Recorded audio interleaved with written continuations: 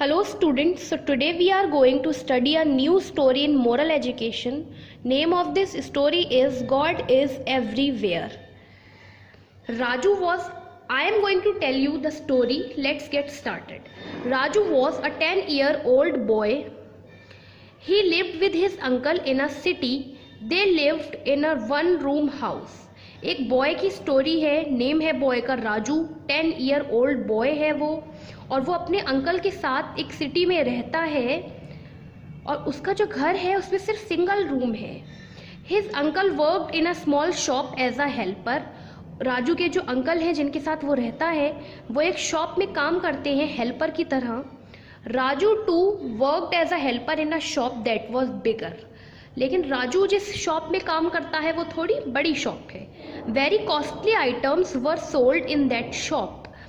और राजू जो है उस जिस शॉप पे काम करता है वहाँ पर बहुत ही कॉस्टली आइटम्स मिलते हैं. Raju's job was to dust the shop and help the shopkeeper in other small jobs. Raju का वर्क है कि वो उन सारी कॉस्टली आइटम्स जो भी है वहाँ पर मिलते हैं उन सब चीज़ों को डस्ट ऑफ करे और शॉपकीपर की हेल्प करे छोटे मोटे कामों में. Raju's uncle had just one dream. Raju के अंकल का सिर्फ एक ही ड्रीम है.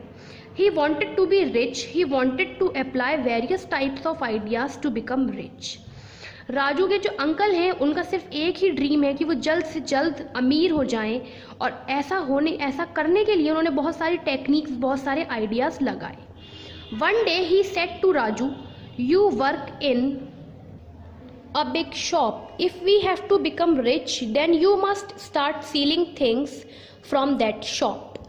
तो एक दिन अंकल ने राजू से कहा कि तुम तो एक बहुत बड़ी दुकान में काम करते हो और अगर हमें अमीर बनना है जल्द से जल्द तो तुम्हें वहाँ से चीज़ें चुराना शुरू करनी चाहिए. Bring those things home and I shall sell them at good price. वो सारी चीज़ें घर लेकर आओ चुरा कर, और उसके बाद मैं उन्हें फिर से बेचूंगा अच्छे पैसों में. I will also give you a share too. और मैं उसमें से कुछ हिस्सा जो भी अमाउंट मिलेगा उसमें से थोड़ा सा तुम्हें भी दूंगा. This way we will be able to earn some extra income. और इसी तरह हम कुछ एक्स्ट्रा इनकम कमा पाएंगे. You will also be able to send more money to your parents back home in the village. और तुम इसी तरह अपने जो पेरेंट्स को जो गांव में तुम्हारे पेरेंट्स हैं उनको कुछ पैसे भेज पाओगे. Raju kept quiet and listen to his uncle. Raju चुपचाप अंकल की ये सारी बातें सुनता रहता है. Days passed. One day again Raju's uncle started the same discussion. He asked Raju, have you stolen anything? Raju said, no, not as yet. तो कुछ दिन बीत जाते हैं. उसके बाद फिर से राजू के जो अंकल हैं वो वही बात पूछते हैं और कहते हैं राजू से कि क्या तुमने अब तक कोई चीज़ चुराई? राजू कहता है नहीं, अभी तक मैंने ऐसा कुछ नहीं किया है. His uncle said, keep trying, pick up something when no one is watching. Raju just nodded his head. तो अंकल उससे कहते हैं कि तुम कोशिश करते रहो, जैसे ही वहाँ शॉप पर कोई ना हो तुम फटाफट से कोई चीज़ उठा लेना और रख लेना. राजू अपना सर हिलाकर जवाब देता है. After some days. कुछ दिनों के बाद his uncle again ask Raju the same question. उसके जो अंकल जो है वो राजू से सेम क्वेश्चन पूछते हैं. Raju said, no uncle, someone was watching. तो कुछ दिन के बाद जब अंकल फिर से पूछते हैं कि क्या तुमने कुछ चुराया, तो राजू कहता है नहीं अंकल, मैंने ऐसा नहीं किया, कोई हमें देख रहा है. His uncle kept quite.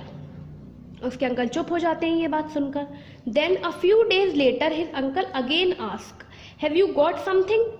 कुछ दिन बीत जाते हैं और अंकल फिर से पूछते हैं कि क्या तुम्हें कुछ मिला, क्या तुम कुछ चुरा कर लेकर आए हो? No uncle, someone was watching, said Raju. तो राजू कहता है नहीं अंकल, मैंने ऐसा कुछ नहीं किया, मैंने कोई भी चीज़ नहीं चुराई है क्योंकि कोई हमें देख रहा है. The shop owner goes home every afternoon to have lunch. You are all alone at that time, then why do you say that someone is watching? His uncle ask. Shop का ओनर जो है वो हमेशा यानी हर रोज़ दोपहर को lunch करने के लिए चला जाता है और उस टाइम तुम शॉप पर अकेले होते हो, तुम्हें कोई भी नहीं देख रहा होता. फिर तुम क्यों कह रहे हो ये बात कि कोई देख रहा है? सब तो चले जाते हैं, तुम हो और शॉपकीपर है, शॉप ओनर तो चला जाता है, तुम अकेले बचे फिर वहाँ पर, तो फिर तुम क्यों कह रहे हो ये बात? Raju calmly answered, uncle, God is watching, he watch actions all the time, we cannot hide whatever wrong we do from him.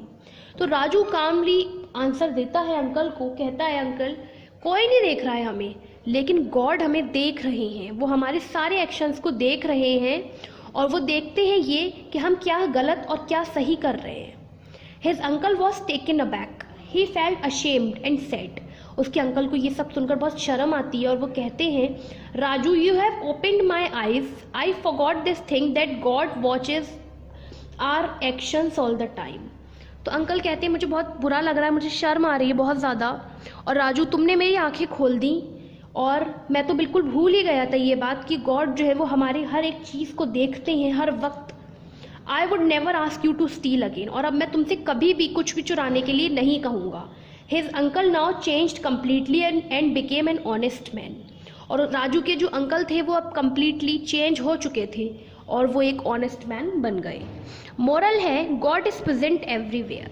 God जो है हर एक जगह पर है, वो हमारे अंदर है, वो जहाँ हम पूजा करने जाते हैं वहाँ भी हैं, और अगर हम उन्हें रात में अपने घर पर बैठकर याद करेंगे तो वो वहाँ भी हैं.